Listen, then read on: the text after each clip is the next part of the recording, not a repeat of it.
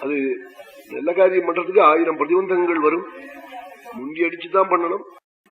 ரிஷிகள் சொன்னால் ஸ்மிருதியில காலையில ஸ்நானத்துக்கு போற போது 10 அடைஞ்சல் வருமா, அந்த 10 அடைஞ்சலையும் உதறி தள்ளிவிட்டுதான் ஸ்நானம் பண்ண போயிடணும்.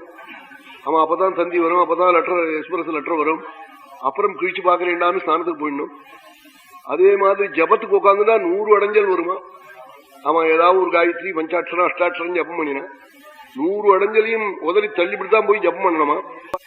1000 அடைஞ்சல் வருங்கிறாள் சாப்பிட உட்கார்ற போது.